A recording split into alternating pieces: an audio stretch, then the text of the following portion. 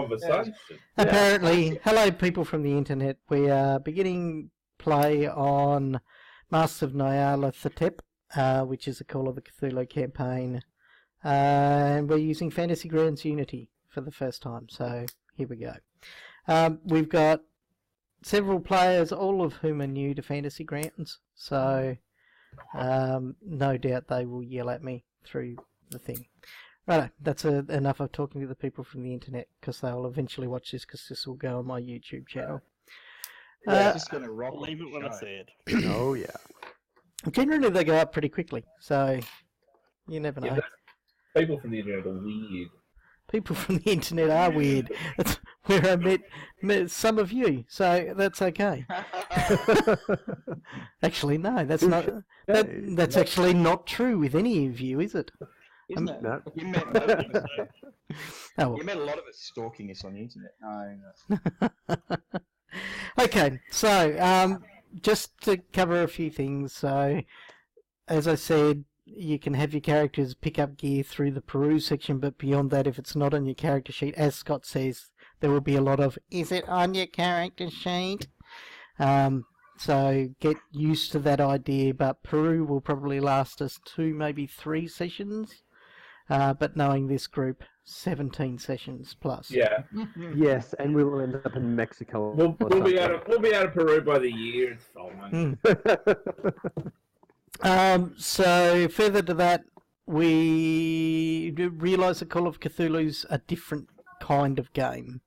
And this is, people still sort of struggle to this, even the people that have played it a lot, they go sort of, yeah, but, you know, any sane person would just run away from this shit. The whole idea is you're people that are intrigued and interested in the world around you, and you find out dark and horrible things about that world. Hey, Mark. So does that mean that none of us are in the know? We don't know about the veil and all that stuff. No, not yet. Have a look at your character sheets and have a look at your Cthulhu Mythos skill. It's I don't have one. it says 0%. Wait, I might be able to roll it. No. Some of you will have some occult level skill and believe that there is magic and the variety of magics amongst the world. I've got points in occult because I study ancient cultures, not so much that I believe that they could actually summon demons and change the weather. And that is also an absolutely beautiful way of putting it. You look at the way that ritual and magic was performed previously, but you knew that it was just science behind it. It was just silly bullshit. They believed it, but... I will often also say at this point that often combat is not the way forward in Call of Cthulhu. So, that's why I didn't buy a gun. I don't even want to resort to it. sometimes running away is fine, but other times, you know, sometimes you've got to defend yourself with a gun or something silly. So, oh no, Michael's gone and subscribed so he can watch himself on the internet. That is a thing I've done. And the nice thing is that will actually show up in the video. So, so with that being said, we'll start on the beginnings of the Masks of Nyarlathotep. And anybody that wants to poke fun at my pronunciation of that, feel free. I don't give a shit. That's the way it's going to be said all the way through this campaign. Gnarly nuts. Nyarlathotep. No. That's fine. There's no correct way to say it, because we can't pronounce it. That's right. The angles in the words are just completely wrong. So, what has brought you to this point, and this is more for people on the internet than you guys, because you've already seen it, is you saw some kind of news clipping, which looks precisely like... Oh, how can I force all of you to watch it? I don't know. Hey, surely the archaeologists should know how to pronounce it. No, because it's not an archaeological name. It's hang on. I got a picture. It's a thing. Okay, so there is this news clipping that intrigued you in one shape or form or the other, wherever you're actually from. This is how you heard about it. It may have been on a news radio broadcast. It's possible that perhaps you were contacted by Professor Larkin that is beginning this... Augustus Larkin, who's beginning this expedition if he was after your specific skills. that's 100% not what happened in the dilettante's case. The dilettante is obviously escaping from something. And do you know why? You know why the dilettante was interested in this piece of paper? Please enlighten me. Because it's her birthday. Ah. January 12th. It was a sign from the gods. Oh my god, It's my birthday. Let's go follow that. Just to That roll is- back a bit. that is Looks like amazing. Red Carter does have points in Cthulhu Mythos. Yeah, I I do. noticed that myself. How did you do that? You're not allowed to put points in it, you know. I did not know that. Huh. Oh, So I well, put a bunch of points. then you got I some know. you got some points to. You've got 30 Oh, points to yeah. spend in other stuff. You do. Yeah, January 12th's my birthday, so that's my character's birthday. So that's why she's doing it, because of the birthday thing. It's karma. And she Fair enough. believes in karma. I mean, Yes. okay. Yeah, I You think see- "calm" is a word there, but anyway. Also, I'll just connect this to you as a bit of a function. The more points you have in Cthulhu Mythos, the less sane you can be. So, Yeah. so it's a skill that you don't technically want points in, but it's certainly a skill you can test when you do have points in it. So go in there, delete the 30 points, I'll go back into your personal area, and then you can distribute those 30 points across other skills.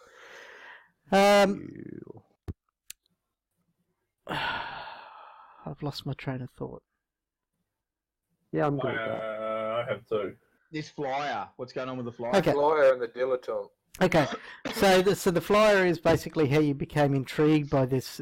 One way or another, your characters have become intrigued. I did say I was going to NPC Josh's character, but I'm not going to. They're just going to slot in like in all of my games. If you're here, you're here. If you're not, You you don't in the exist. Dreamlands. Yeah. That's a good way of Fighting cats. ghouls. So there's that, and then beyond that, once you got confirmation that you were wanted in the team from Sweet. what's his name? Augustus Larkin. What's his name is his official title. All right. Him. He then sent you a telegram, which is this one here. Thank you for joining the expedition. Stop. Please join me in Lima. Stop. Have booked your room at Hotel Maori. Stop. Meet 18th of March at 7 p.m. at Bar Cordano, Giron and Cash 202, Distrito de Lima. Stop. Augustus Larkin. And as somebody pointed out to me, I think it was Josh when he was making his character last week, that cost him like $40 for each telegram to send to you guys. Yeah. So, Oh, he means business. I love the detail in this because it's actually got the Can I time ask? stamped on it, and that it's a cable letter stamped on it up there, up the right hand side. this So I that's like the casual typo. Yep. That's pretty cool. They've actually gone to a fair bit of work, haven't they? This is actually a beautiful campaign. I'm so looking forward to it. So you are headed to Lima in, in Peru. For $40 for a text message. So that's Telstra, is it? I can't see this one though. No, it takes a little bit of time to load. So when Oh yeah, all right. when I share a sheet, it's pushing it out to you guys from the server. Aha. Oh, it's a question mark. It's from the Riddler. So Here we are. Lima. there's Lima with some details on it, and you can see a bit of an insert with some, I suppose, a few brief spoilers to the campaign, but not terribly that many. And nothing I'm not willing to share with you. So Oh, look, there's numbers. yeah, There's some of them on my Where are we desk. going? Bar Cardano, right? Bar Cordano. It's right on the riverfront there. You'll see in Lima, Peru. Excellent. Now, as you are all travelling towards Lima in one way or another, you all sort of fall into a slumber, whether it be on train or you've stopped at a hotel for the evening or you're on some kind of steamer headed towards Lima. However, you organised your travel to go to Lima, Peru, and don't worry, you don't have to have spent any cash to have organised your travel to get there. in game terms, you all have the same dream. You're standing in a dimly lit corridor of a hotel. Ahead of you is a hotel room door bearing the number 410. As you knock on the door, you hear a muffled cry and movement within. A sense of foreboding grips you as you look at the faces of your companions. Something terrible lies within. With but a moment of hesitation, you rush through the door into room 410 to find what lies within and your destiny. The scene fades to black. And then Hang on. Question. Then it adds start Lima Bar Cardano, which shouldn't actually be in there, but there you go. So I can see that, number 2. It mentioned that we look at our companions. Does that mean we have seen each other before we've actually met each other? Yes. So when you actually arrive at the place, you'll remember each other from a dream.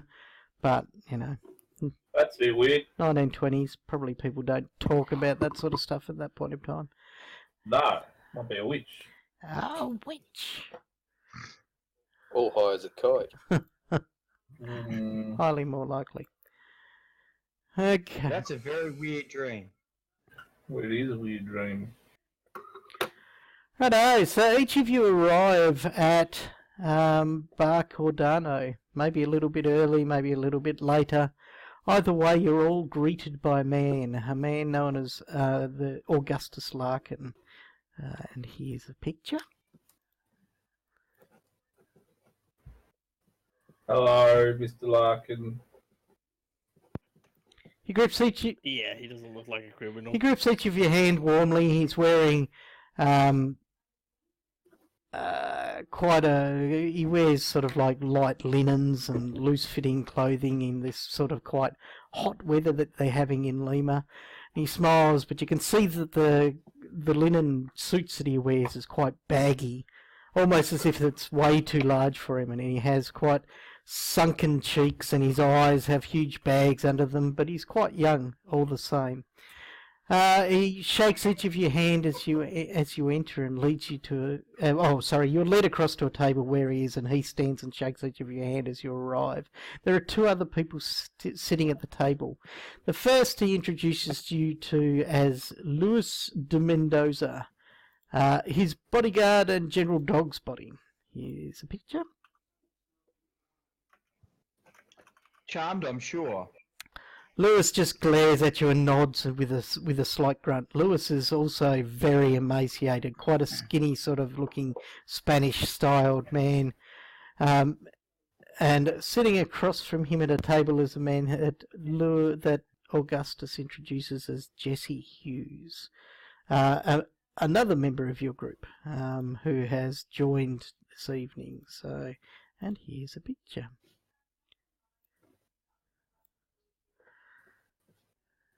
Okay. He looks friendly. He looks quite happy. I love how we go from grifter to bank robber to like, yeah, this guy I saw at Milk Bar. Jesse, The poor guy. Jesse Hughes is a man of African origin, so he has very dark skin, and he smiles and at you warmly as you reach the table. I like this guy. I like Jesse as much as I like the other 2 combined. He looks like a Sudanese taxi driver, and the other 2 look like bad internet users. Apologies to all Sudanese taxi drivers who are members of my that watch my internet channel. So you're all a little bit shocked because as you walk in, there's that faint familiarity of your faces as you sort of walk in. Jesse's you certainly didn't see. You certainly didn't see Augustus, and you didn't see Lewis. I will interchange those 2 horribly through the night. But you do recognise each of the others as you appear, but only in a vague sort of sense, in that, you know, you had a dream once and they were kind of similar in it, but you're not 100% certain. Thank you for coming, says Larkin, and he raises his arms out wide. You notice also as he raises his arms out wide, a wash of eau de cologne falls across you. It's really thick with this guy. He's sort of got it on in spades. Yes, yes, please sit down. Yes, De Mendoza is my personal aide, and here is Jesse Hughes, a folklorist from New York City, and also a new member of the expedition, only a latecomer. Please, I've been here before. He says this is a fantastic restaurant. It's a bar and restaurant, so it's not just a bar, and he's sitting down, and it seems to have a seafood speciality. He says, please try the escabeche. It's a beautiful hot, sweet and sour fish dish that they're well known for. I'm glad to see that all of you could make it. From here we will sort of go looking towards finding this pyramid that I've been investigating and doing research on for quite some time. I'm quite excited to be able to get up there as soon as we can, so we'll be leaving on Monday. This is Friday night, the 18th, I think. Yes, March 18th on the Friday night. And we'll be rescuing valuable artefacts unseen of up until this point. Of course, we'll be providing that research then onto the universities, and we will become, I'm sure, famous and as wealthy as all of those Egyptologists that we know of. What sort of artifacts? He says, little known Incan, certainly some very specialised artefacts. He says, I do have a couple of examples here, and he pulls out of his suit a handkerchief which he unfurls. And inside it, he pulls out two pieces of interest, which I have to find notes of.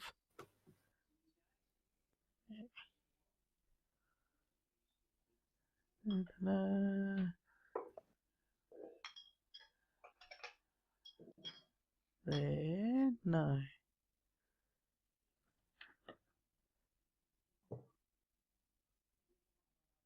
Okay, farmer. Getting close. I'm going to poke my head in close to have a good look at them, whilst applying perfume with my atomizer and saying, I hope they're beautiful pieces. I'll get to that. Larkin's definitely taking his time. He with this is. one. Big He reveal. knows exactly where it was earlier on today. He read about them several times. He's too guy? busy looking at my breast. Yes, that's right. Did I miss something? Here we go.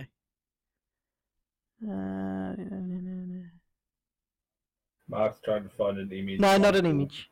Oh, okay. Oh, A description. Okay, right. he rolls out his handkerchief, and you see that there are two pieces. One is a pendant that would normally hang upon a chain of some form. It seems to be of a man that's holding two rods or staves outstretched, embellished with rectangular shapes. And the other is a golden cup, which is, like, I mean, it's not a huge cup, but it's probably sort of the size of a port glass. And you can see it's made purely of gold, and it's got geometrical patterns and circles, and you see it's inlaid with turquoise all around the edges. Oh, that is fantastic. Yes, and That definitely looks Incan. do you want to make an archaeological check to say that with some certainty? no, Randy just talks out his butt. Okay, Right, How do you see a character sheet from here? you can double click on your icon in the top left corner, or you can go to characters and then select it that way.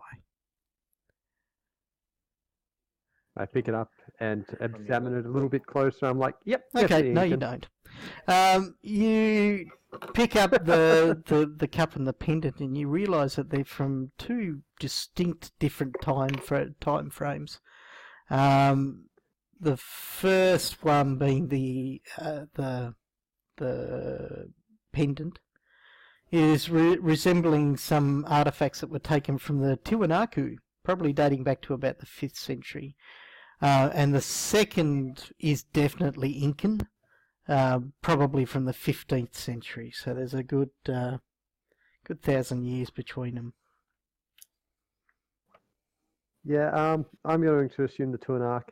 Tuanaku items are a lot more expensive, so I'm going to say, yep, definitely looks Incan to me.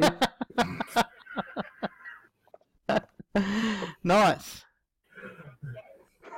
He says, and I'm told that there are many more items of this sort from where they came from. Many more, Yes, you say? yes, many more indeed, he smiles.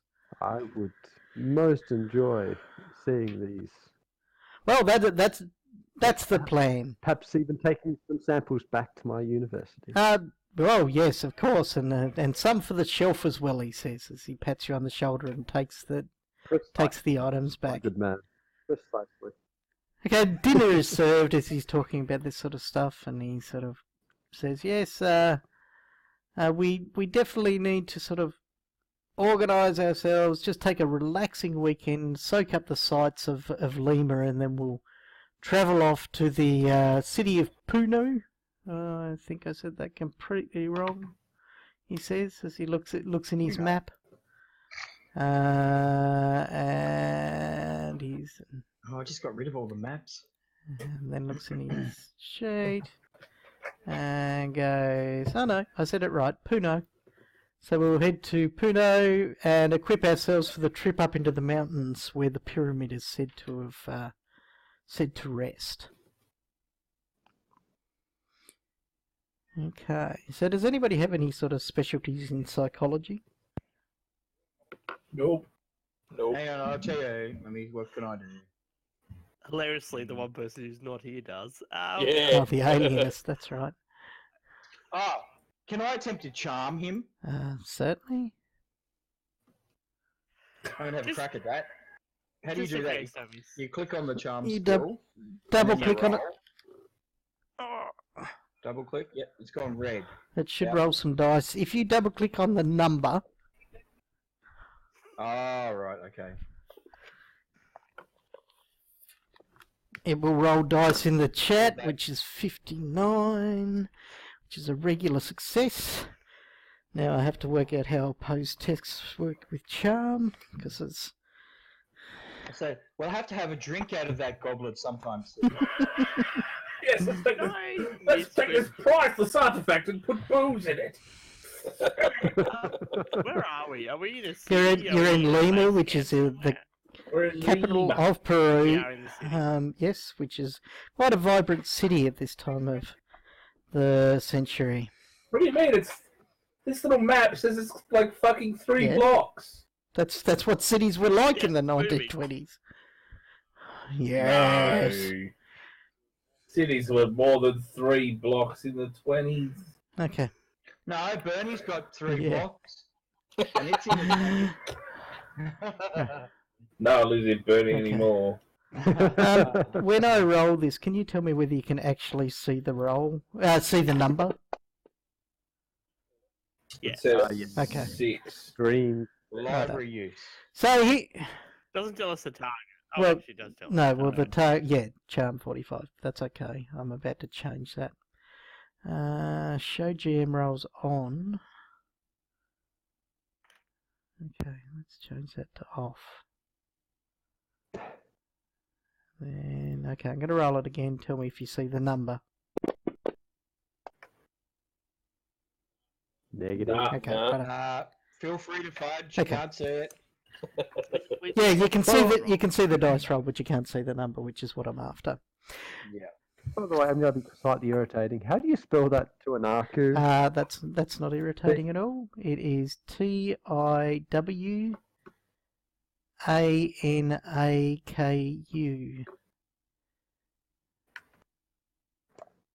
Right.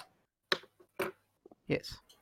What's a statute mile as opposed to like a regular Oh. mile? Can I spend 17 of my 40 luck to make it hard success, whatever that is? You could if you really, really, really wanted to. Well, how do you get luck back? At the end of this, when you get a point where you get to roll for successes. Also, I'll point this out now because it's a good time. If you roll a skill and you get a success against it, you should check that skill. Okay, so in the skills section, you will find... a Little checkbox box in front of it.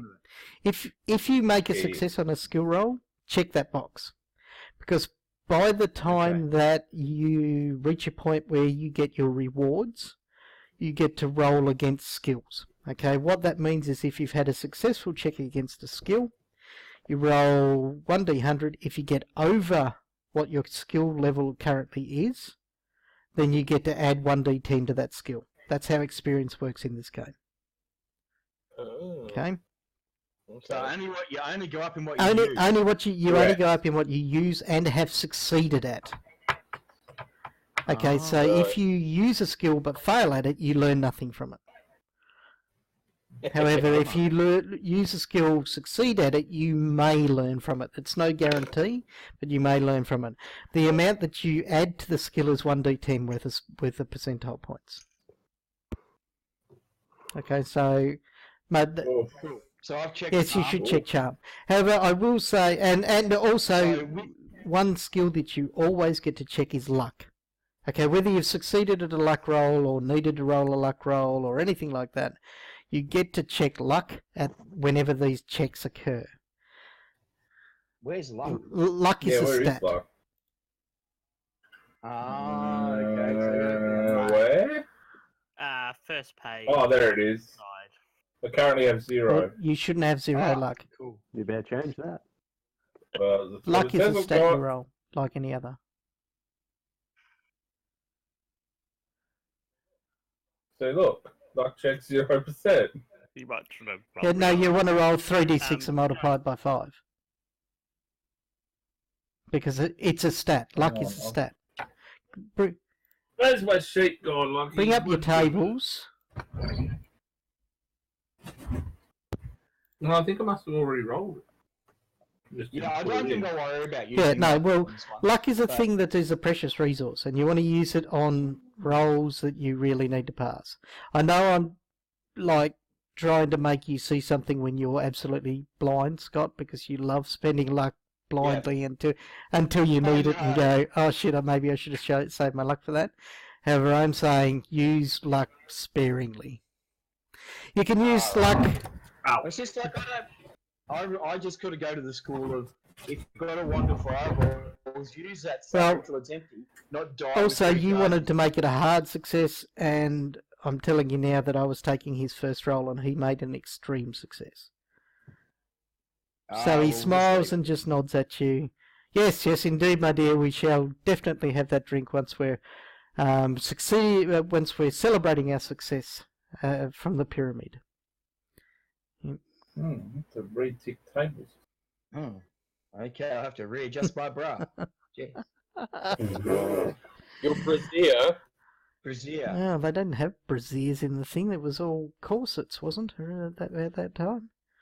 Yeah. Oh, that's a decent amount of luck you got there, Patrick O'Callaghan. That's 70 luck. It's better than 0 anyway. I don't know. You Fill just it stick in it into your again. character sheet. Just Where the luck stick it in. thing is, Yeah. you... Yeah, but how do you edit There you it? go, I've done it for you. Just click once. Oh, thanks, just- Mark. You just click in the Should box you- and type it. Should you have 100? Should you have 100 sanity? Uh, No. 99. Sanity is 99 equal to should be your... Oh, your right, okay. your maximum Just sanity wondered. can be 99. Oh, yeah. Your current sanity is what Yeah. your power is. Yeah. Well, your maximum sanity is 99 minus Cthulhu Mythos, Yes, which correct. is 0 at the moment. Okay. Well, my current is 45. Is that right? Someone asked about statue at miles or whatever it was. That's what our normal miles are. They're just different from nautical miles, so they. Oh, right, okay. The difference between nautical miles. Okay. Okay. Dump boats. So we all got a handle on luck, how it works. You can use it. So sometimes I'll ask you to test your luck, and oftentimes it'll be a group luck roll, which I'm fairly certain if I have to be away if somebody momentarily. fails, I think the person with the worst luck score has something bad happen to them. But if everybody passes, nothing happens, etc., etc. Yeah. But you can spend your luck points in that you can, on a 1-to-1 basis, increase your target number or sort of decrease the roll or whatever. But then luck goes down permanently. It goes down forever? permanently until you get to make a luck check, which is always at that time when you're making the experience check. Oh, okay. And so you do the same thing. Yeah. You roll your percentile die. If you get over what your luck is, you get to add D10 luck points to it. Right. I Okay, will cool. tell you that sort of it looks like most times when you check for whether your skills have gone up or not like that, it is after a full scenario type session. So Yeah, that's how. the it first used chance to you work. guys will get is when the stuff in Peru is done. Yeah, Mhm. that's kind of what I figured. Everybody happy with that? So yeah, Yep. yeah, we're not going to get No. many increases then. No, you don't. You're not supposed to. That's right. That's right. Gotta love Cthulhu. Yeah, I played Cthulhu once where the storyteller just did the rolls after Yeah, every so you single were all session. fantastic in a week. And like, we're all just amazing and everything. It just wasn't. Righto. I'll set a calendar for this in between this game and the next as well, so you can track your where you're at with calendars cool. and stuff. I haven't done it. Oh, while Scott's away, I'll do it quickly, and then people on the internet can follow what I did and go, "Hey, wasn't that simple?" I say when I'm Yeah. back in a moment then as well. I say that while I'm looking at this, going, "Oh, what am I meant to do?" And I think I may have just done it. It's okay. Calendar. Oh my god, Gregorian calendar. That's what we are, aren't we?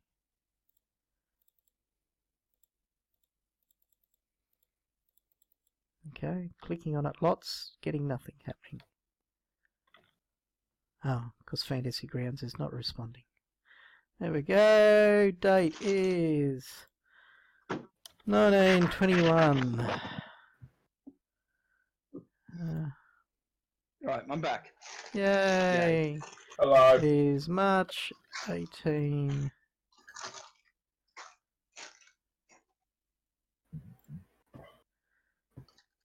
Although it says quite clearly in the book, or in the dates and stuff, that it's Friday, March 18th, I think.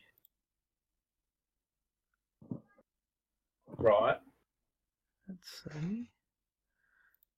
In the bar. Bless you. Ah, thank you. Okey-dokey. Right. For dinner at 7 p.m. on March 18th at the bar Cordano. Oh, it doesn't say that it's Friday.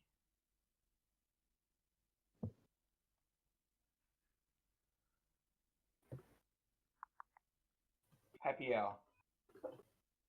Although it does say that Monday is March 21. Now I'm looking at the Gregorian calendar that I've just put up. And the dates are slightly incorrect. Oh no, it's gone to Friday the 18th while I've flipped away. So it's corrected itself. Dates are correct. I'm good. Okay, now everybody's back. I'm just going to go grab a beer. So I'm pausing people from the That's the way. internet. Be back soon, people from the internet. In fact, probably in about a second from your perspective. So, sorry, people from the internet. We've done some playing since you've done. I forgot to hit the record button. Oops.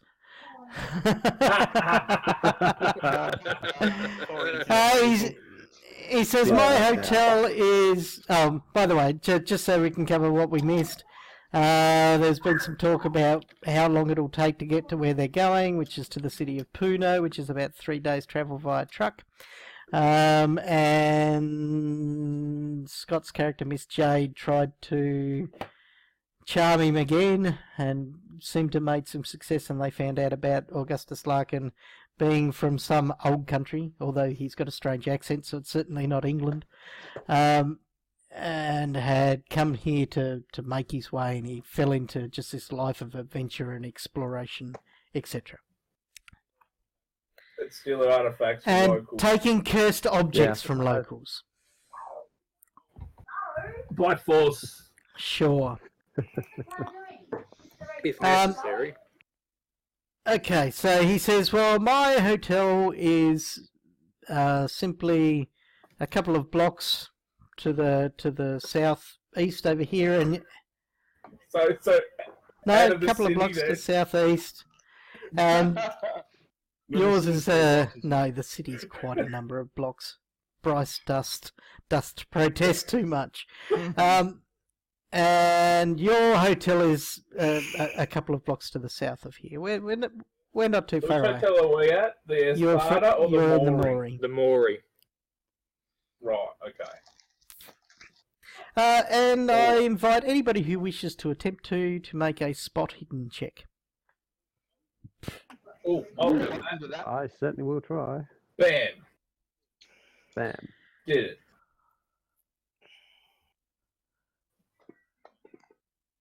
Nah. Yep, hard success. Okay. Nice. Anybody with God. regular success or lower, so regular, not, and I don't mean regular or failure, I mean regular, hard or extreme. So that would be certainly Randy Carter, Patrick O'Callaghan. Oh no, hang on. Yeah, regular success, yes. So you two both notice as Larkin stands to leave that the thick layer of cologne is now it's got a sort of horrible, harsh, nasty smell to it as he stands. Ugh. Yep. That's gross. What, like a rotten smell? An extreme sweat, maybe sort of like tinged with a bit of a rotting smell. You're not 100% certain, but it's certainly distasteful. Mm. Right. Well, I'm leaving then. I'm out. Well, Oh, he's hang on, leaving. gross smell. So as he leaves, Jesse sort of smiles and says, "So they will be there Monday. Good to hear from you. Good to meet you as well." And then there's soon. Nice to meet you, Jesse. Good to meet you, Mr. I Larkin. I'm missed sure we'll have I a missed what those guys were about. very profitable Well, adventure. you didn't smell it, so I know. That's right. Enjoy your evening. As I'm walking away, I'll chance to glance over my shoulder and see if I can read what they're saying to us. No, well, each you're other, not if they're walking actually away. saying anything. Currently it's Larkin and Oh, they're de Mendoza, and he's left you guys at the table with drinks and port and desserts and stuff. But a couple of you people sitting at the table seem to have been a bit turned off eating dessert for some reason. And as soon as Larkin and Mendoza disappears from the area, Jesse sort of leans in and he says, well, would you like to join me at the proper bar for a drink so we can get to know one another a bit better?" Absolutely. Yes, he get said. That that. sounds alright. Yeah, Mickey He friends seems all around, please. mightily keen to get away from the table. well, I'm keen to get away from the table too. There is Okay. a bit of a musty smell. Oh, and that Patrick All right, boys, does who not. go? Patrick does not look like the kind of man that passes up as dirt normally. Okay, he leads you up to the bar and a sort of like a little table just beside the bar, and he orders a whiskey sour for everybody there. Oh, what a champion! Yeah, You're I like this. fairly certain some of you hear him say, "Put it on the Larkin tab." I like what you thought. I really like Good this guy. guy. What a And champ. he comes back over and he sort of smiles to each of you and brings the... Oh, no, actually a waitress brings over the whiskey glasses. And he smiles and says, "It's excellent to make your acquaintances," he says. But how much do you actually believe of that they just told us? About 0. About 50%. I believe there are artifacts and probably maybe even a pyramid. If you're asking how much I believe that the farmer just gave them those expensive looking artifacts. Yeah. Look, I expect there's money to be made, and that's probably enough. Yeah, that's... Yeah, but is it Not money to to be be proud. made by stealing gold off local farmers? I'm an archaeologist. It's basically what we do. Wolf's I Wolf have to said defer to the professional in this case. I personally can't wait to see where it ends. It's just a fabulous experience. We've been so gifted by it. That's lovely, my dear, he says, but Hmm. let me tell you. He says, I think there's something a little bit more sinister at hand here. And he leans in and he says, Oh, yeah. I do apologise for the brief deception. However, my name is not Jesse Hughes. You see, my real name is Jackson Elias, he says. And he looks around each of you to see if any of you recognise him. Is that why your photo didn't have a name tag? Somebody paid attention, because he's one with a name tag. Got it. You know, that's clearly the photo from his cab. Says yes, he says. He looks around all of you, trying to see any sort of sense of recognition that any of you may have. No, none of my skills would lead me to know who the fuck this is. I'm sorry, fella. I've never I'm come just across about to have a Read look. that. Read newspaper. Read newspaper. Listen to radio. Actually, library use. Oh, I got that. I can do that. It's an I extreme got that. test, though. Fine. Oh, well, that's extreme failure then. Oh, Well, that's an extreme success for me. what's a library? And, Okay, hard success is just outside of it. Okay, so Patrick, you recognise the name of Jackson Elias. He has written or wrote a book recently that was quite well received in literary circles. I have to find the name of that.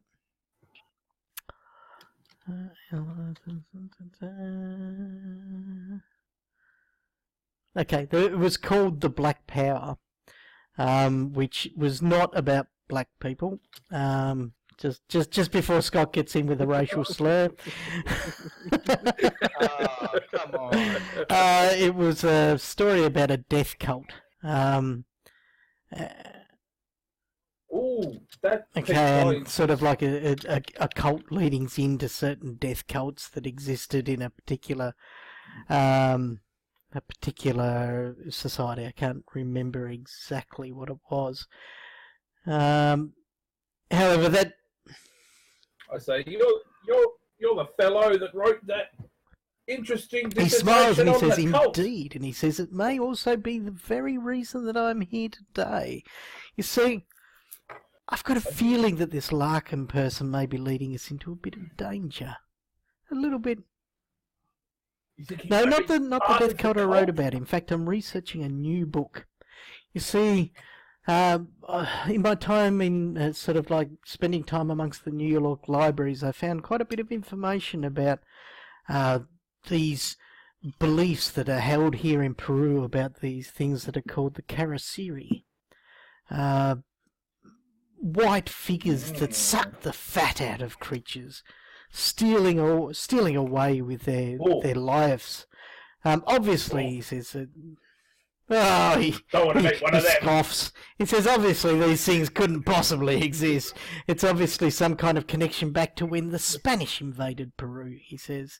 They're always described as white European men with Spanish sort of large wide-brimmed hats, etc., that steal the fat away, obviously a metaphor to the gold that they stole from the beings inside. However, it does appear that when you peer deeper into the mystery itself, that there are figures and beings and people that go missing, and many of the people in the areas of this Karasiri believe that that they're the cause of it. So I want to investigate this further. I want to find out what's happening, and that's led me to Larkin. Well, Interesting. technically it led me to Mendoza, he says, because I... He did look a little there is Spanish. that is a coincidence.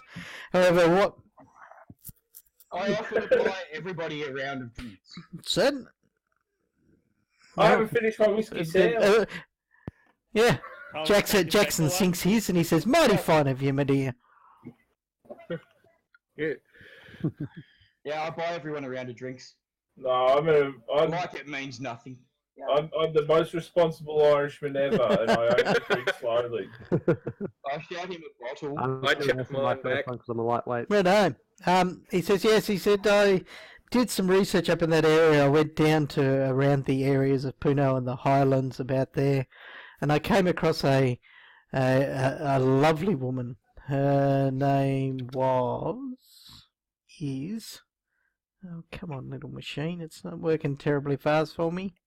Oh, I'll be right back. Look at Yeah, Papas, get out of the way. Naira. She is a Yatiri, a traditional healing of the Omara people. And she told me that of certain things, and she told me of the name Mendoza, and lo and behold, before too long, I found de Mendoza moving about in circles with this Augustus Larkin, seeming to serve as his right-hand man. So I believe that whether they're involved in this death cult that I believe to be in existence or not, may be a thing, or perhaps they just know something about it. But one thing is, I need to get to the bottom of it. What say you? Are we of one mind? Oh no, I'm having fun. I'll see ya. It's lots of fun. What's fun? I'm just explaining to Kira, my 5-year-old, that there's lots of fun gaming online. Ah, right. Right. Well, as long as we can make a profit, there's still going to be artifacts and pyramids. Yeah, well, why not? I can't promise anything, but I certainly will get to the bottom of it.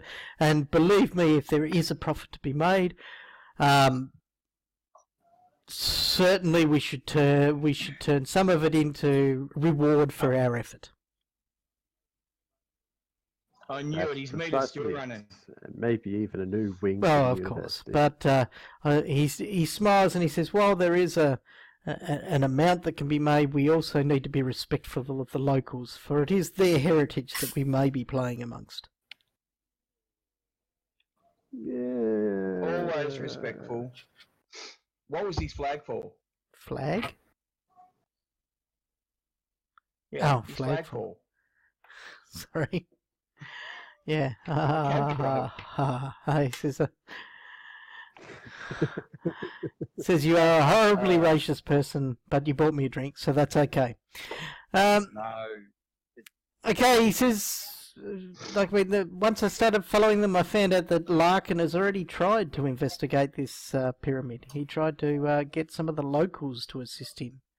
However, I'm assuming they just well, go exactly, on they there. believe that the Spooky. area is cursed and haunted, which of course is ludicrous, but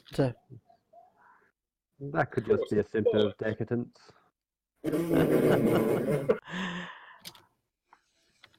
Sorry, which university did you say the, you attend? Well, the Army University of Michigan. Ah, the, that the University of explains Gold Diggers, I everything. believe. And I also believe once he sort of turned to find foreigners to send out his expedition, there is an extremely qualified member of the Peruvian Museum, National University of San Marcos, was interested in joining the expedition, but he continues to ignore his requests to do so, even though he is the most highly qualified person in such matters. He is Professor Well. Sanchez, I believe him. In fact, Professor Sanchez has some old documents and artifacts related to the site, apparently, and I'm due to visit him tomorrow. Oh, I'll be with you for that one. Ooh, that sounds Yeah, like sounds interesting. Books and documents, I'm in. Certainly, if you wish to join me, you are more than welcome. I'm a little bit concerned for him because, I do not understand why Larkin would not use him in such a way. Could it just be a matter of that he doesn't want to use him because he wants to steal the stuff? And having someone who's actually a native here might interrupt that? Well, of course it could be that. However, I do believe that Professor Sanchez's motivations are much more pure, and perhaps that is why he turns him aside. However, he must be aware that perhaps Professor Sanchez is considering an expedition of his own. Mm-hmm. Well, something doesn't ring very true here. Perhaps I should keep you busy for the day whilst you guys go and have a talk to this other guy, and we compare notes.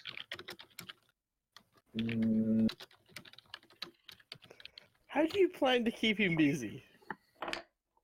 Oh, well, I'm sure there's plenty of places we can go and tour around here, and I would hang love on. to hear about his exploits.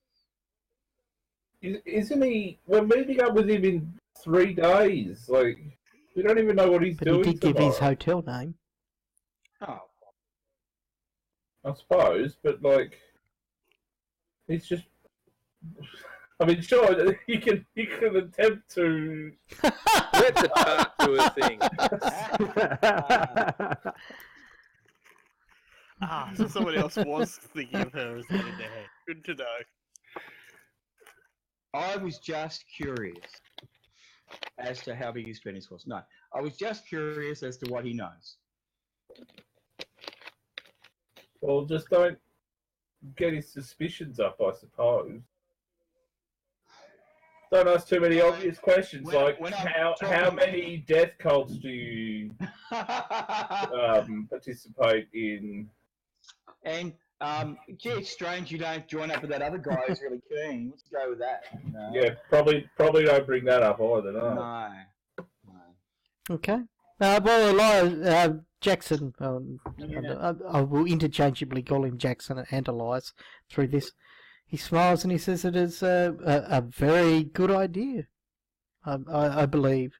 If you keep him busy, then perhaps we can get a clear understanding from Sanchez and help him perhaps on his way as well.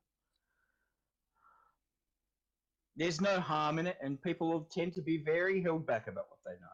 Perhaps he could just share more information that we could find more useful. And we'll compare notes when we catch up again. Sounds like a plan. I am glad that we are of one mind of this, he says. I do believe that there are more people involved in this death cult, and we need to follow them through and find what we can about them.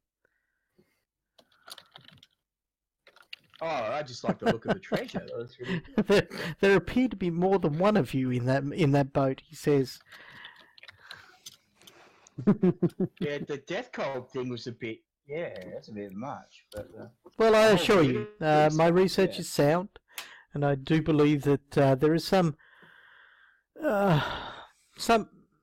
factual information to the death cult, though of course their nefarious purposes are for naught, for there is no such thing as evil gods that will bring rewards to those that kill others. Yeah, but there is certainly such a thing as sharp knives and like altars and stuff. Perhaps, but that is why we research and do not reveal. Just as long as the sharp knives don't come near this belly, and Patrick Which bangs his big belly. It'd take a large knife to get through that. Well, they've got large knives, don't they? They're death cult. I feel like large knives is the one thing death cults would Perhaps. have a lot of. Yeah. An abundance. Well, then we have one mind that tomorrow we will meet at 10 a.m. at the, Museo de Arqueologico e Antropologia. Hey, sounds like Thanks. I've got You it. say that Thanks, again? The Museo de Arqueologica e Antropologia. The Museum of Archaeology and Anthropology. Thank Yes, you very much. and we'll about 10 a.m. I believe is the good time to be down there. And my dear Miss Jade, please try and keep Larkin away from the site whilst we visit Professor Sanchez. Yes, please. Yes, I think we should go and take a tour of some of the more beautiful spots. I will pack a lunch and some wine and another bottle of wine and probably some more wine and maybe some Food. picnic. Okay. Well, you retire to your hotel, which is actually quite a nice hotel. Fairly newly built and quite modern for the time, obviously. Can I get a message sent to him? You Or can from certainly my hotel leave that with the keys? maitre d'. What's the message say? I might do that. Oh, well, you I can send me one if or you want. do I just By the say- way, you can do whispers and stuff like that, I think. You can do it in notes or in the chat. I think you can go forward. Hang on, let me see. I'll try and send one to you. You can definitely right-click on the My portrait. notes just brings up an error screen. Oh yeah, Yeah. don't click on notes on the does character tab. Yeah, that Okay. makes massive error come up. Yeah, me too. I Oh, have okay, stuff this wrote is- in my notes section. No, which- different notes. No, the one on my Yeah. character sheet. Oh, Oh, then you've broken it for the rest of us. Well, is there a I note think section so, on your it's character done sheet? now. Yeah, under Yeah. it's like a, so Oh, in the wow. tab, there's Could personal not and then font, notes. find font for font name. I honestly didn't. Okay, I'll report that one. Yep. But you can use notes, the one over on the right-hand side. You can just use the notes on the right hand. I Yeah. can't close it that's though, what I'm that's thinking. bad. Aha. Oh, yeah. Oh, you okay, close I had to it, hit it it goes about away. 10 times, but... Okay, so I'm going to try and send a whisper to Randy Carter.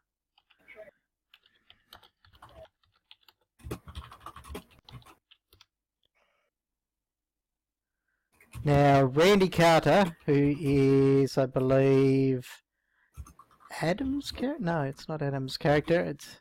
Yep, No. Craig's character. So you should have received a message.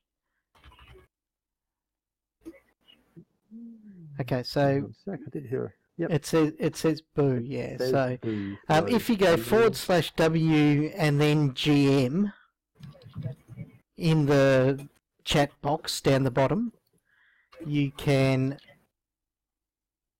yeah.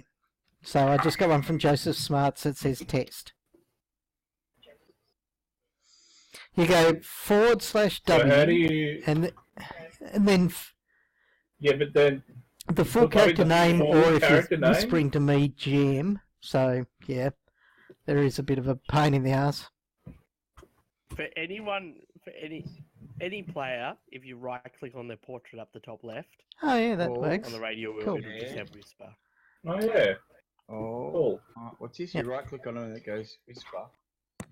Mm. Oh, right. Cool. Which means the only one you need to Yes. do /4 is for the GM, which is GM, so that's a bit shorter. /W, And then it's the message. then space, and then GM, then space, then the message. Look, let's do this. Okay, got it. Might work. The message. Yeah, yes, like that, Patrick. No, okay. I thought if I put a space before the slash, it would just No, paste they- this plain they trim text, but it didn't. If you put quotes, If I put it Yeah. in apostrophes, it would have been fine. Yeah. oh, for some reason this is set to a UK keyboard. That's annoying. Yeah. It is annoying. GM.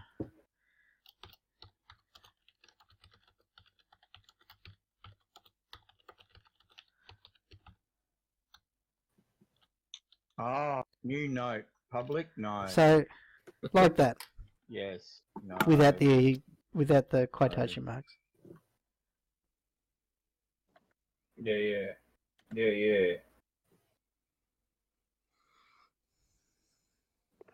Sorry, I missed a little bit of the Jackson Elias exposition. What was he? What did he end up He's being? an- Just a And all. He's an investigator and He's a writer. writer. He's a writer that has wrote about cults. He investigates cults and then writes books about them. cool beans. Hey, so you're just writing that little box See down where there, it or says you write GM on and your I've own gotten notes, where it or- is. And there's a little box underneath it. That's your chat box. So Yeah. that's where you write the /WGM. You are the best GM in the world. Oh, No, /W GM space. space GM space /W GM. No. Well, it's not meant Nothing's to. coming up You're as I writing the note. /W space GM. No /GM. And then the message that you want to whisper to. Yep, got it. Yes. Is there a space after GM or not? Yes. Welcome to the world of coding, Scott. Even though this is really scripting, but anyway. No. Barely coded. Did that work? Uh, the hell is all Patrick that? O'Callaghan is speaking in Egyptian. Hello.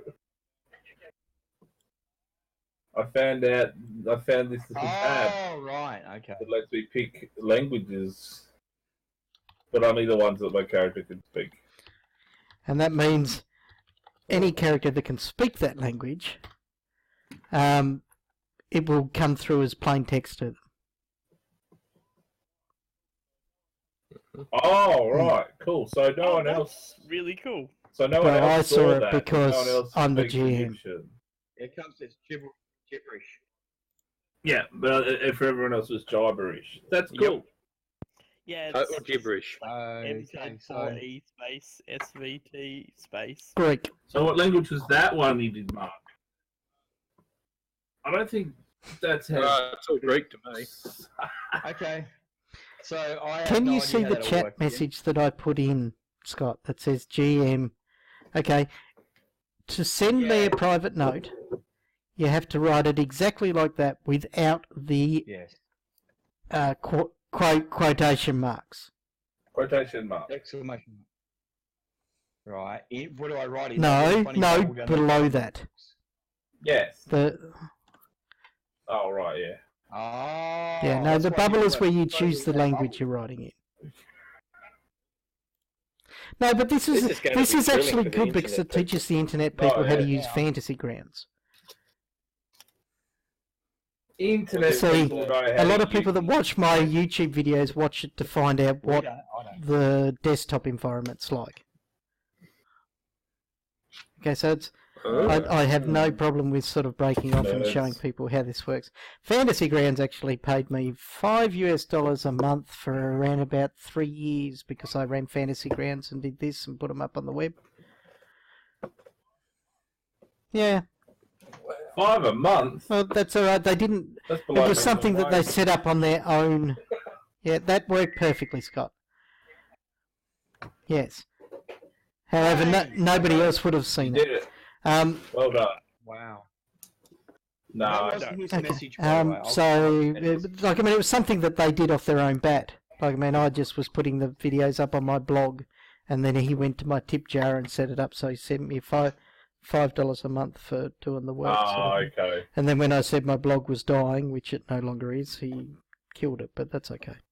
The money was just a nice to have anyway. Okay, so while I wait for Scott, if he's going to send another one or not, we will move on. Yep, I'm doing it. Actually, no, I kind of want to see what Scott wants to have to say, because I think we'll leap into the Scott side of what's happening before we go any further. So if you guys Okay. want to grab a drink or... Well, Patrick goes home and has a nice. Can someone give me a beer too, please? Thank you. Goes to his hotel and has a nice sleep. and doesn't have any weird dreams no matter what the GM says. Patrick dreams of Oompa Loompas. Naked Oompa Loompas sharing him in chocolate. That's normal. Yeah. That's just a regular Irish dream. Okay. So while I wait for Scott to write this message, I'm going to go grab myself a beer just to piss him off. And pause this so you guys take a break or have a drink or a chat, and I'll be back. Crap. I missed recording that. But anyway, I've just hit record. So Miss Jade has sent a message from his... Yep, okay, Miss Jade sends a message that says... that I was enchanted by his adventures and what had led him to where he was, excited about the expedition, and would really like to perhaps have somebody show me around the local sites, and would he volunteer to do that for me? Right, so you sleep the night away. Oh, hang on, No. Do I get a charm roll on that one? No. And how I wrote? No, that's a writing thing. So you wake up the next morning and you eagerly shower and then spend 3 hours in the bathroom like all women do. So Scott can't be racist, but I can be horribly misogynistic. And rightfully in the folding bathtub. No, but rightfully though, some other woman's been in there for 3 hours and cleaned it before me, and 3 hours afterwards. Yeah, no, I apologise to all of womanhood for the portrayal of women that Scott is going to give through this campaign. Well, it is at the 1920s. It's not true. You rush down to the concierge at around about 9 o'clock in the morning to find out whether a return message has been received, and it has not. So what are you doing, Scott?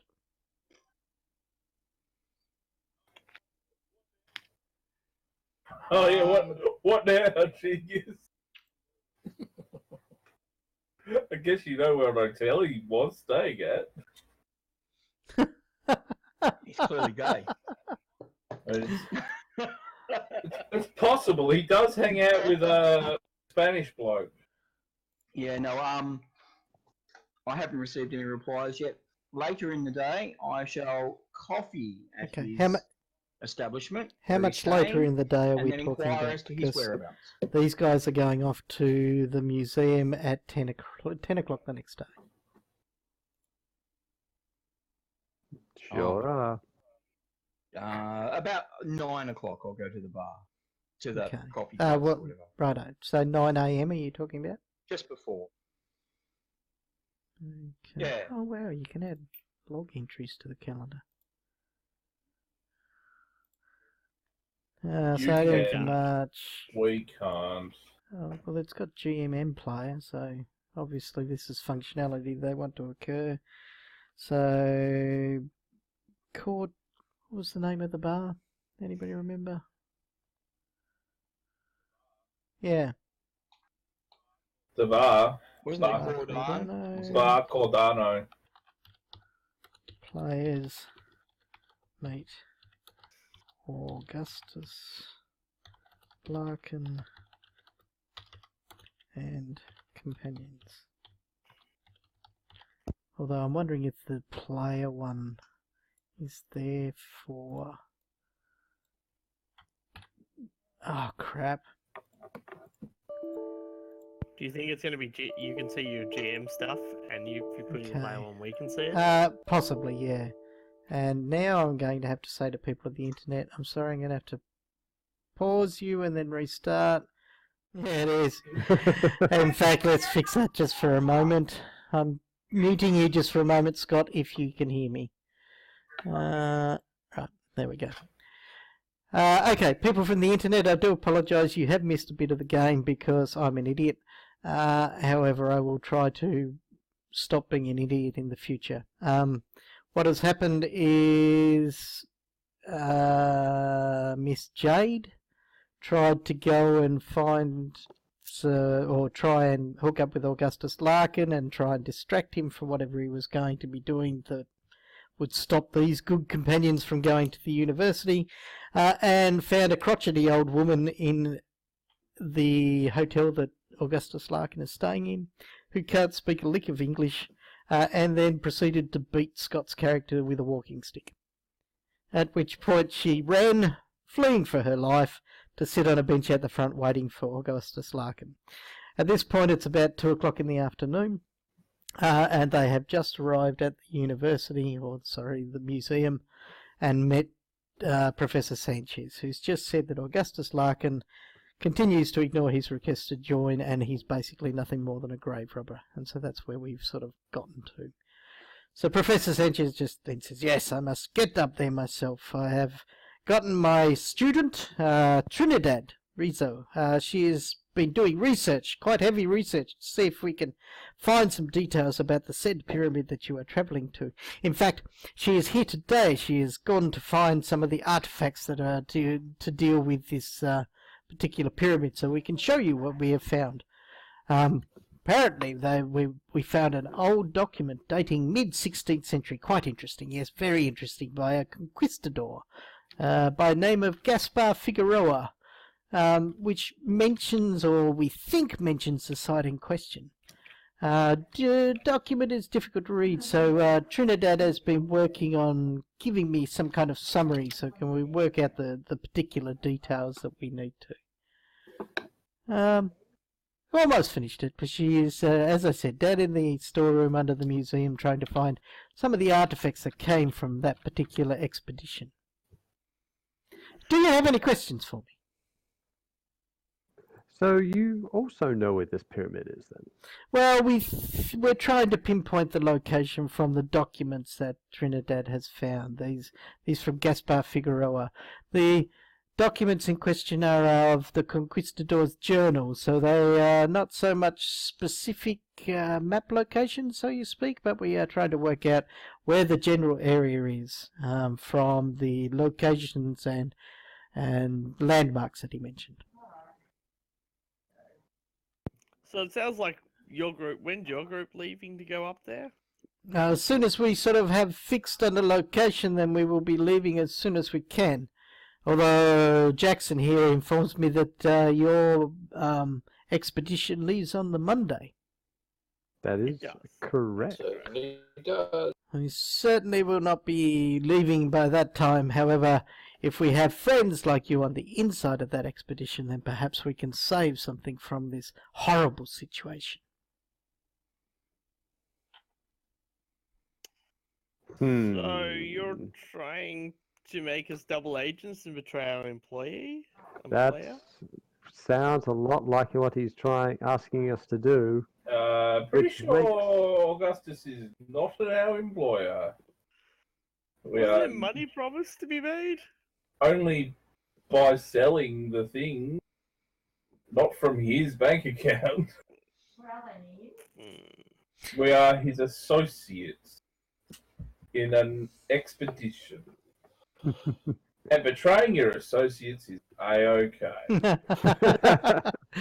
I will say up front, as GM, that Augustus is purchasing like all of the travelling, and has also offered to purchase any sort of equipment and stuff like that that you would require, on, as long as you can sort of prove that you require it and provide receipts, then he will recompense you for any expenses. But the expedition itself goes ahead on the proviso that you also all believe that you can make money from this yourselves. So, not technically an employer. Yeah. Thanks, Jam, for backing me Thank up. you for clarifying that. Thank you. Well, Okay, well, the way that Jackson tells it to me, he says that he believes that the means that Larkin is going, you see he does struggle with the English language, the means that Larkin is going with is duplicitous. very good. So if there is a fine to be made, then it would be much better to be handled in an official way.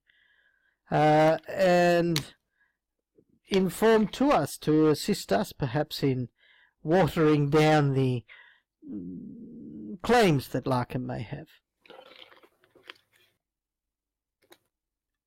And by route, and by extension, the claims that we might have? Well, of course, I would try to look after the friends of the area and the friends of Jackson. Jackson is my friend. I am his friend. We work together to make sure that all of us are beneficial.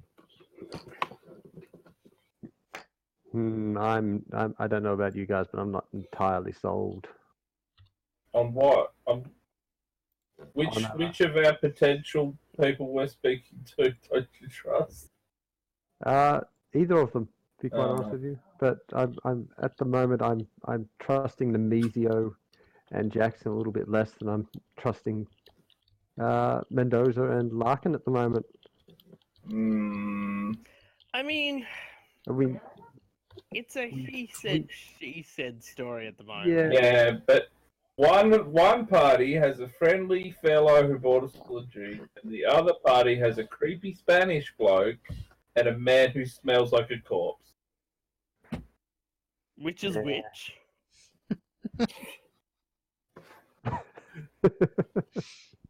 No, I'm serious, because he put the drinks on the what's the name's tab. Yeah, but he's not friendly looking, is he? I don't think any of them were particularly friendly looking.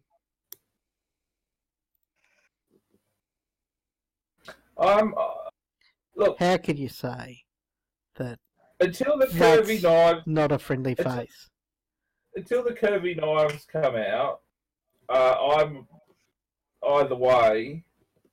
But the moment I see a curved dagger, I'm out. Well, I have to agree with Patrick on this one. Look, I don't think we need to make any decisions at the moment. Exactly. We've got someone who clearly was willing to spend a bit of money to find us and to have us come along and help him. Look, he's also offering to pay for supplies that we need. I mean, obviously, I assume once we find stuff, he's going to ask for a large portion of it, but you know. That's his right as a head associate. But we can get money from two sources. Are you all having this conversation in the room with this professor? I'm not sure. I should be left. Someone started talking about it, so I assumed we wandered off. Yeah. So you're not hanging about to find? We've retired slightly to discuss. Well, retired where? You're not hanging about to find this artifact that his student's gone to find for you? Retired down the hall. How's that? Okay, so you're out in the hall having a bit of a discussion. To the ladies' toilet. Okay. Okay. For no particular. After around about that amount of time, Jackson leaves the room after having a bit of a talk with Sanchez, and he comes out and he says, "Well, what say you, fellows?" Okay. I mean, we're not saying no. Why not? Sounds like a bit of a lark. We'll keep your offer in mind until we weigh our options a little more. Well, surely you don't doubt the veracity of my investigation so far. These people are most definitely caught up in some kind of death cult. So you say. I mean, he does have experience in tracking down these death cults. Thank you.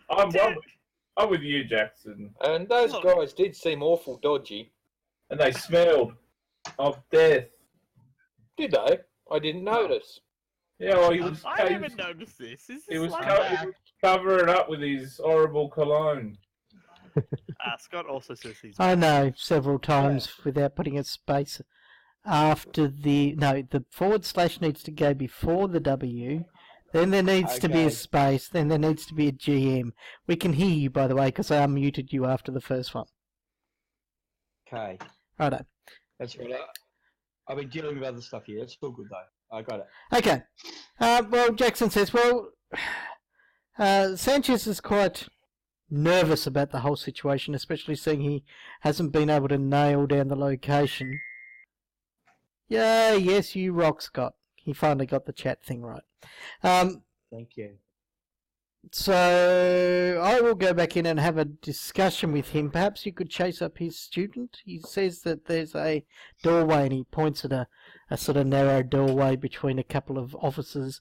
That'll lead you down to the basement, and apparently you travel 10 metres or so down and take the third left, and it'll take you into the storeroom. Just a quick question, Jackson. Does she speak English? I don't know. Let me look at a character sheet, he says somewhat mysteriously. Oh, no, that's a picture of her. I need a character sheet. There she is. Skills. A little. A little, he says. Very little, but a little. And she has no walking stick, which I feel some reason to point out to you. I can feel it already. She broke it over some bird. Okay, I'm going to switch back to Miss Jade.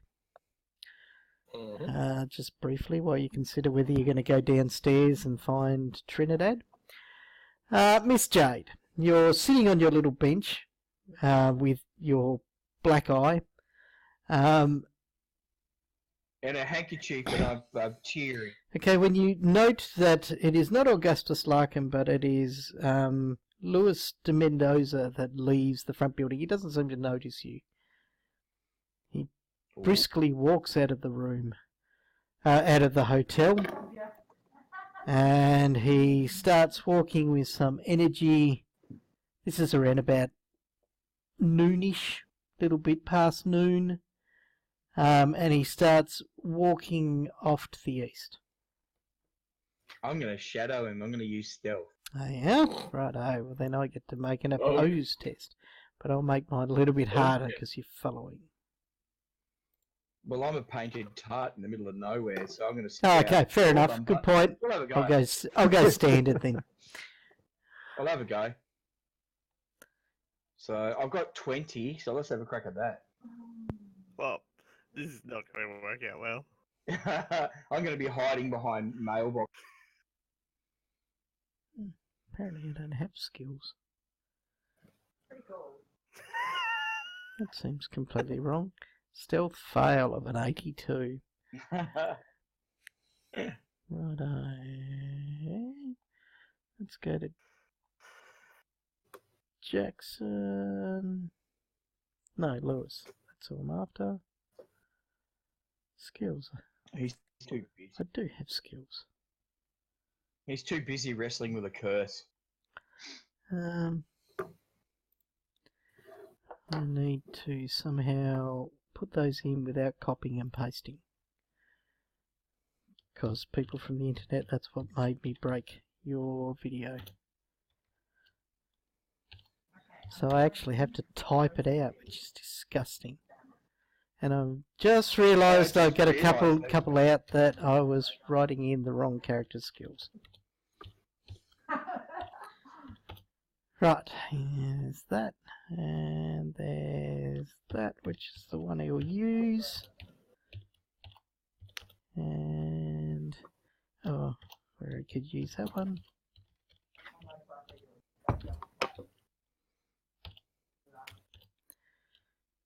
Couldn't use that one though. Right. All in there, all good, can roll now. Okay. I hope he must. You start stealthing, shadowing him down the streets of Lima, Peru.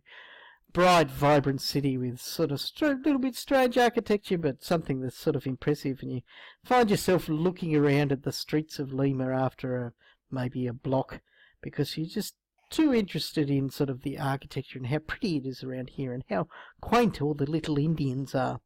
When you sort of turn around the corner where you think... I wonder if I can buy one. where you think Louis disappeared to, and as you turn the corner you realise he's nowhere to be seen. Oh, darn it. You can attempt to spot hidden and find where he is. Yeah, I might have a crack at that. Where did he go? Wow, regular success. Oh, Yay! all depends on how he goes with his stealth roll. I actually just look for his hat. So I'm not sure if it was explained earlier, but how do opposed checks Okay, work? opposed checks in Cthulhu 7th edition work on the level of the skill. So you make your roll. If you Yep. fail, then any sort of success will beat that. If you get a regular success, then you need to get a hard or extreme success to beat that. If you both get the same success, the person that's sort of like trying to do the sneaky thing or whatever will succeed. So Okay, so on a tie, the kind of the more offensive, I guess, might be the term, but the doer is the one that wins. I need to double check it, but I'm fairly certain that that's the way it works. So, but in the case of a combat, if somebody was trying to punch and you're dodging, then the dodger wins. The dodge is the win, right? But I'm fairly certain in the spot hidden circumstance with. Well, let's clear this up right now, here and now, because it's a good time to clear it up, I suppose. Hey, can I just ask a confusing question? No, you can wait until I answer this one, and then you can answer your confusing question to ask it all. Okay. For each skill entry, notes are provided for each skill where any works in opposition and suggestions given. A regular and hard difficulty level. The regular difficulty level requiring a roll of equal to or below the skill value is the default roll. Where things are significantly more difficult, a hard difficulty level is recorded. Really, yeah, okay, so that's all that. That doesn't tell us cheat. Skill points, what do they mean? Where things are significant may be required. Rarely should the extreme difficulty level be used or be called for.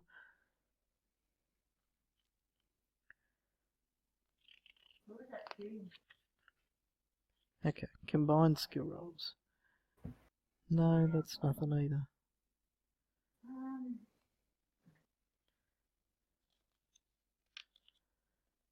Skill definition, skill, opposing skill difficulty. Oh, that's just telling us how to read it. I'm just gonna look up my 1920s lingo, then we can go off. Oh God, I am very scared. Skill checks under S. In the case of a tie, the side with the highest skill or characteristic wins. Righto. That's on page 91 of the core rule book. Good. Yeah, there we go. Critical success beats an extreme, and extreme beats a hard, hard beats a regular, regular beats a failure or fumble. Case of a tie, side with highest skill or characteristic wins. Correct. So that's how that works. Righto, Scott, what's your confusing one? Well, just like when you actually use a skill and you succeed at it, do you check your box then yourself, or do you check it? You have to do it. You have to. Yeah. Because I succeeded at charm once. So you can check that. And I succeeded at dodge once, and I succeeded at hidden once. Correct. So no, you haven't succeeded at a spot hidden yet. Oh, okay. So if I haven't done it, I haven't succeeded at it, I don't check it. Correct. Correct. It needs to be a crucial success. Right. Got it. Which... That's it. That's all I wanted. Oh, 1920 slag. Oh, okay. No, that's right. Also, sorry. No, sorry. Hang on. When I remembered something about the rule set. If I was trying to do a stealth check against somebody who has skill higher than 50, okay, then that becomes a hard check. So if I'm doing a stealth check against Scott, who has a spot hidden check of 60, that becomes a hard check for me. But Scott doing a spot hidden against this guy who has stealth of above 50, becomes a hard check. So you basically just roll straight in that case. However, if I was doing a stealth check against Scott, Scott has above 50, I have to roll hard, but my skill was lower than 50, then Scott rolls regular. And then we work from that. Scott's spot hidden is not over Steve? 50. No, it's not. It says there's 60. It's 30. Oh, no. No, Yeah, okay. Yeah. Right. So in which... But in that example, Yeah, it works, okay. so. So that's how the example works. Now, I'll also tell you something else about skills in 7th edition. If you're doing something that is not necessarily, well, that is not an opposed check, you can push your skills. So if you fail the first time, you fail a check, so say you're climbing a 1,000-foot cliff that's icy. The first climb check that you fail, you will not fall to your death. You just slip and scrabble against the cliff and make no distance against it. If you want to continue going up that cliff, then you have to say, I'm pushing my skill by... I pull out my pitons and I try and hammer them in, and I'm using my pitons to climb up, etc., etc., etc. You just give me a reason why you're pushing that skill. But I will also tell you, well, you know, if you fail this, you're going to fall 100 foot down the cliff.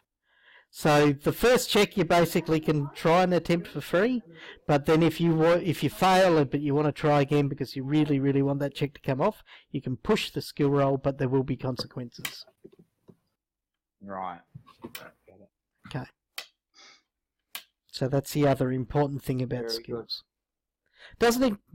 And did you know from the 1920s, that's when the really, really ridiculous pronunciation of absolutely came. Excellent.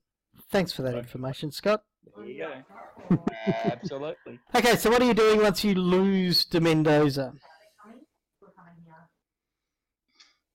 Okay. So Yep, I've you lost look you. around, you can attempt to push. Oh yeah, we'll give that a Oh, run. Why actually, not? no, it's an opposed check, There'll you be can't. consequence. Sorry. Oh, okay. I'm just going to go into the nearest Okay, shop and buy something. you turn and you go, oh, well, that's all right. I was looking at that place over there that seems to have brightly coloured scarves that'll go perfectly with my chiffon. Yeah, and any really weird-looking amulets, I'll buy one of them and wear No it. worries. So you go for a shopping trip. Okie dokie, Yeah. back to people back in the museum. So have you decided whether you're going to head down to find Trinidad or not? Yes. I'll go looking. Okay. Yes, yes. How are we going, Joseph and Randy? Being Michael and Craig. What do we need to Well, roll? nothing. You're meant to tell me whether you're going downstairs to look for Trinidad. Oh, yes, yes. No, Sorry. we'll I go forgot that down. we had said I did want to go Okay, down to excellent. Miser. Ah, dear. Yeah, that's all Very right. I know what you like, Michael. Okay, so you start heading down the stairs, and you see it's a tight little stairway, and there aren't terribly many lights down here, so it's quite dark and shadowy. The light probably interspersed every 2 or 3 meters that doesn't seem to fight terribly well against the dark below. You walk down the small chamber, and you can see that sort of like it doubles back on itself, and you look forward and count the doorways, and you see that the doorway that goes into this storeroom that you've been told about is probably almost directly under the professor's own office. You creep Okay. forward. I walk forward and have a listen at the door to see if I can hear Okay, you anything. walk forward and you use your listen skills to see if you can hear anything below.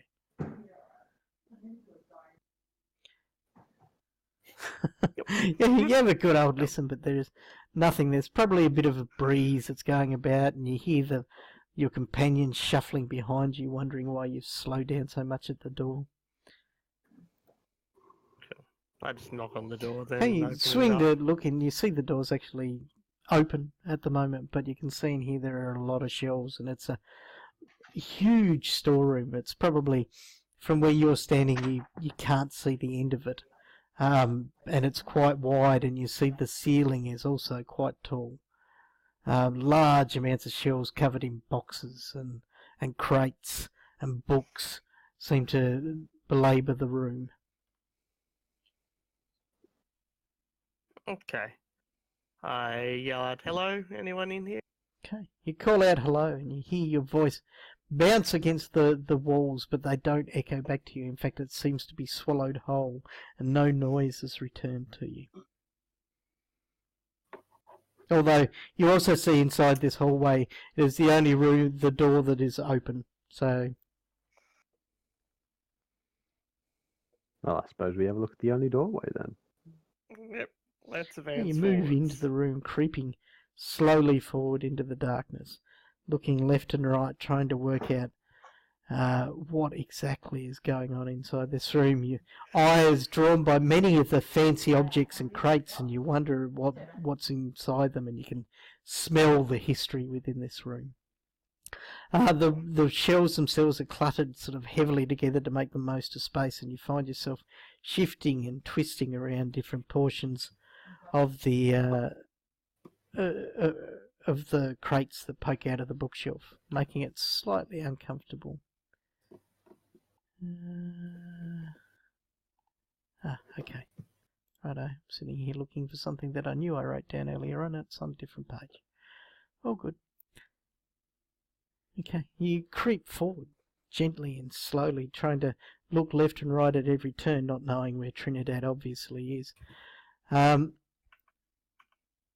as you do, you see sort of like what appears to be boxes fallen off a shelf. Right near, about 3/4 of the way along. And you see that it seems to have cracked open. And something covered in cloth is laying beside it.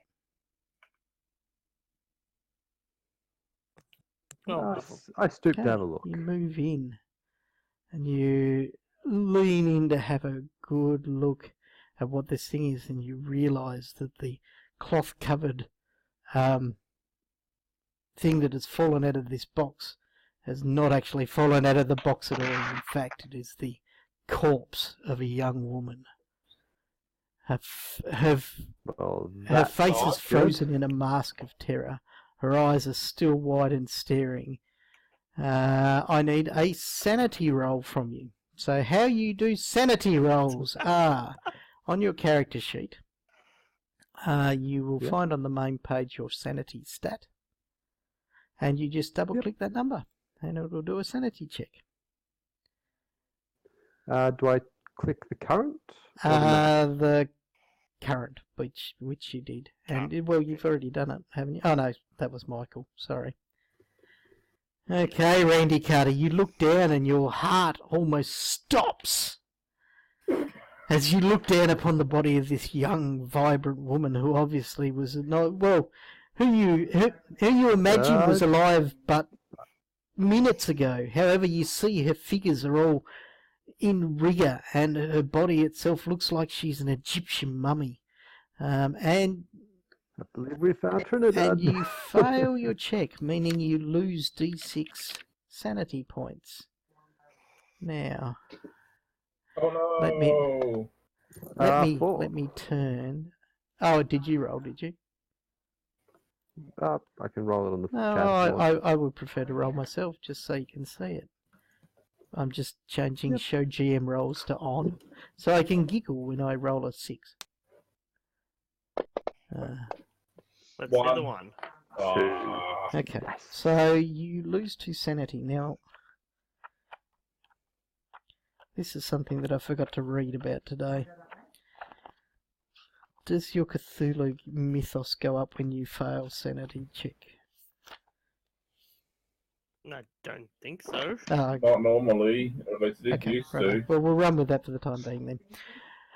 I really should have my Cthulhu screen out for me, but anyway. So you take 2 off your sanity, current sanity. Okay, as your heart is caught in sort of that point of rigour as his body is before you. Now, do you let out any kind of warning after that first initial shock grips you? Well, I say in a very loud and rather worried voice, I've found Trinidad. I being there will draw my pistol. Okay.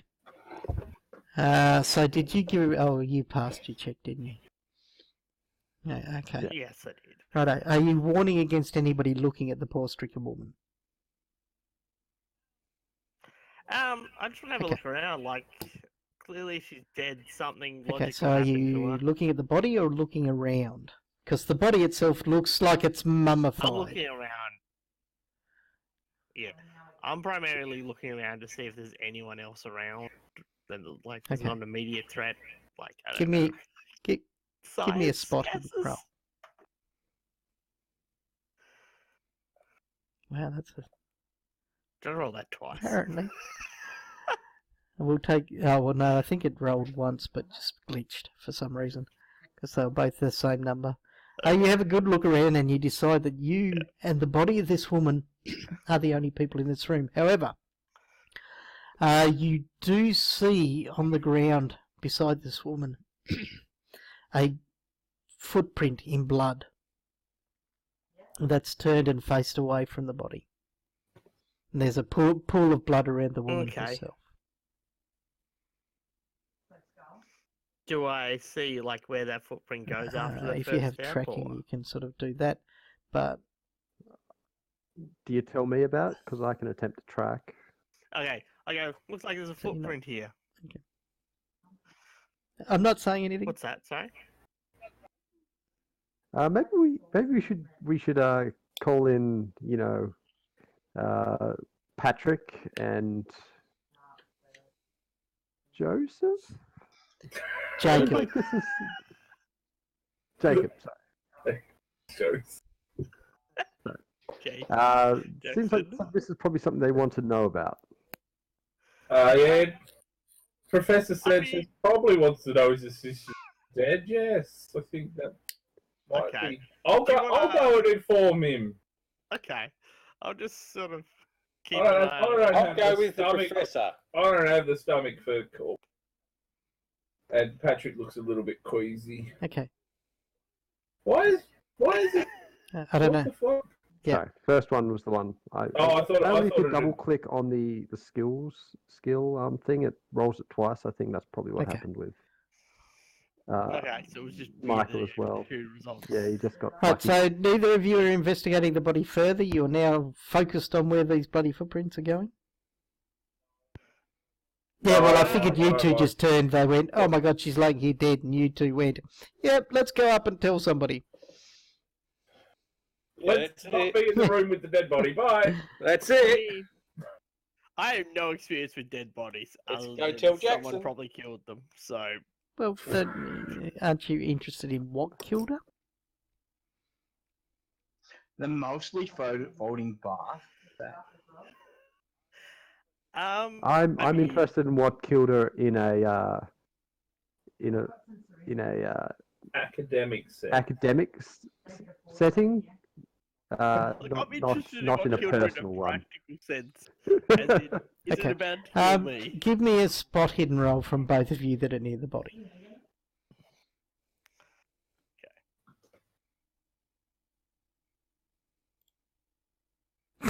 Jesus Christ. Okay, you immediately both turn, focusing on the on where these feet have gone, and I believe that Randy sort of moves forward a little and sort of loses track of where those footprints have gone. Okay, Patrick and Herbert, you start running up the stairwell, and as you sort of like make it 3/4 of the way up the stairs, you smell smoke. Oh, Right. Okay. where there's smoke, there's fire. Thanks for that, Professor. He's the smuggler. That's true. Of course he'd say that. Generally. Except for in the Anyway, where does the smoke Well, smell like it's coming from above, so you're running up the stairs to the hallway. Above. Right. So I if we keep moving towards it.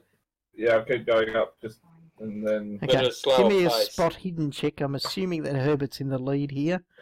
Our flabby professor probably pushed him in front.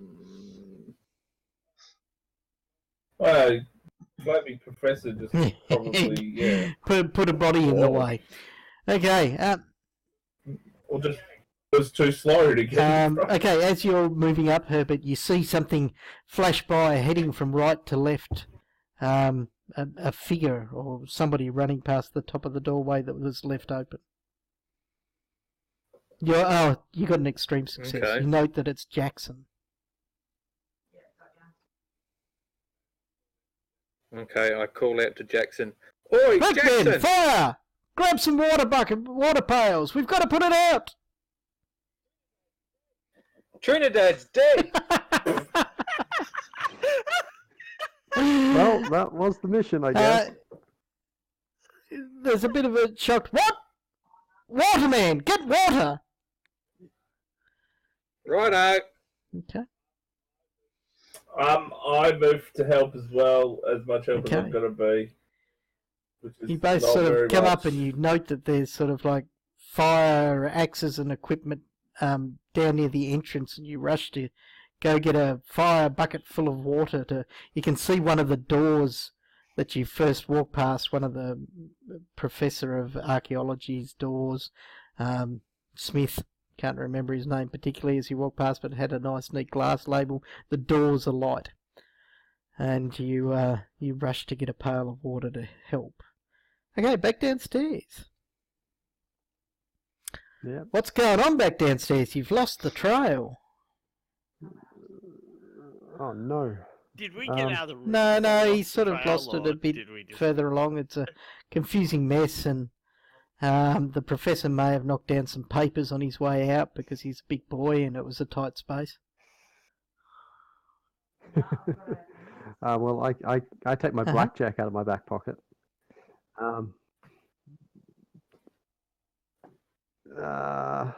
You know, you can And push a yeah, track roll to try again. Oh. Yeah, Yeah, why not? push it. Go away. Okay, I was meant to give you. Oh, Put it for all those I was- internet people. I was meant to give you Look at that. what would happen to you if you pushed and failed, but you didn't. So awesome! You make a beautifully hard success, and you sort of catch a quick look, and you notice that some of the papers that had fallen perfectly over the bloody trail, and you flick them back and you lead out, and you see that these footprints go out the door. You're amazed you missed them as you walked into the room, although the blood has failed a bit, and you're now following sort of like a half print, and you track down with your blackjack at the ready, moving down with the footsteps. It goes along to another door, which it sort of seems to turn into. You open that door and find that's another stairwell. But the stairwell leads up to a small basement room that has a ladder. And the figure, whoever had the bloody footprint, went up this particular ladder. You sort of follow it up. And as you're coming up, give me a spot hidden check. Yep. Can I make So one of those can. as well since I'm following him? Yep.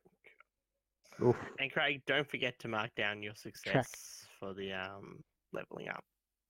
And just Oh, spot cool. hidden that you just got as well.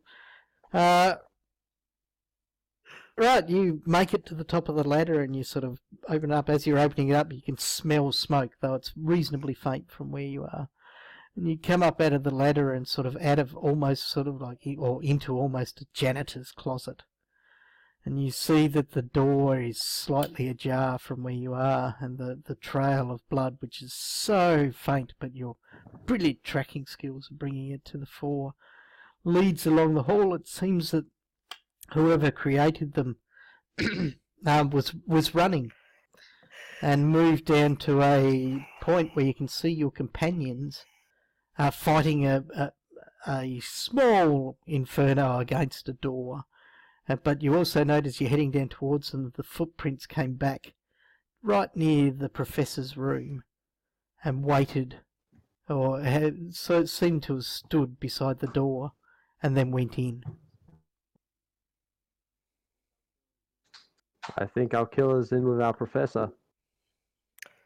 I mean, I'm trying to remember. Before we go there, let's just quickly have a chat. Looks like they've got their fire underhand. Who did anyone leave the room and come back? Do we remember? Like, Oh, I mean, it well, could be we- one of we us, lost- I guess. we wandered. lost track of Jackson there for a while. Seems Not not good. likely to be the professor himself. Although, he did seem very willing to let us go find us, so maybe he wanted an alibi? How come, Maybe. how come Michael's I rolls still don't trust either of them. don't sum automatically? Don't some. Whenever Michael rolls the dice, it doesn't show the sum. So, Like, I've just set it to display sum, but normally it just shows, like... Oh yeah, I see what you're this saying. is the way to... It just shows the roll and doesn't show the sum next to it. Michael's probably found some Yeah. kind of setting that allows him to stop it adding together. I don't know. Michael wasn't aware that he was doing it. He's just going for the quick bar. That's so it might alright. be something There we different. go. I've just I'll double set the quick bar up. clicked on it to show sum. So, did that change and show sum to all of you? Well, I'd already changed it for me. Was Don't know. Weird. It might be I a think setting Michael in the breaks it. settings button, which is just above the characters button. Looks like a wheel. Oh. Here we go.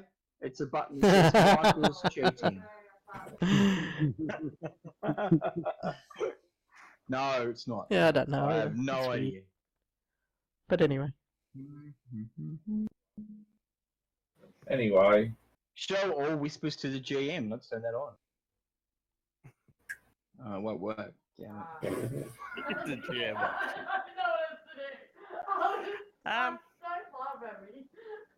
Yeah, don't know anything about that. Yes, that's right. I was talking to our Oh.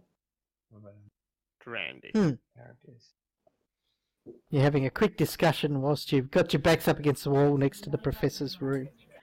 Give me a listen check. It's a hard listen, so if you want to roll hard. Ooh. Somebody else better roll that. I'm pretty good at spot hidden, but garbage at listen. Okay, Joseph, you can hear the sound of gagging coming from inside the professor's room. What's Okay, the real... Hey, can I ask what's the sound of Gagging. Oh, gagging. Okay. It's the sound of gagging. Very nice. I was going to make that one. Anyway, or maybe they don't have it under control. I'll move in Okay, there and see you- what's going on. Walk around directly into Professor Sanchez's room, and you see immediately the professor laying on the ground. He's writhing in pain, and his bulging eyes look at you, and he says, help me, he kissed me. And you see that you see around his mouth there is a rancid white secretion upon him. Oof. so somehow Adam has now done the reverse. His rolls now show the total, but not the Where's Adam? size. Oh my god. I didn't even do anything. Awesome. What did you do, Kat? Stop touching the keyboard. I run over to him, and No. like, there's no smoke in this room, No. is there? Like, it's not. No. Okay. The I the run over window to at him the and front goes, of this "Are you place though okay?" is wide open. I Okay, look you out the look window. and I think that's a perfect place to leave it for the evening. Cool, because I did need to get to bed soon. So, people from the internet, we will probably be whacking these out maybe once every week or fortnight or maybe 3 weeks, depending on how we all go. But let's face it, we're all in COVID frenzy, so who knows. So bye-bye, people from the internet. Bye, internet.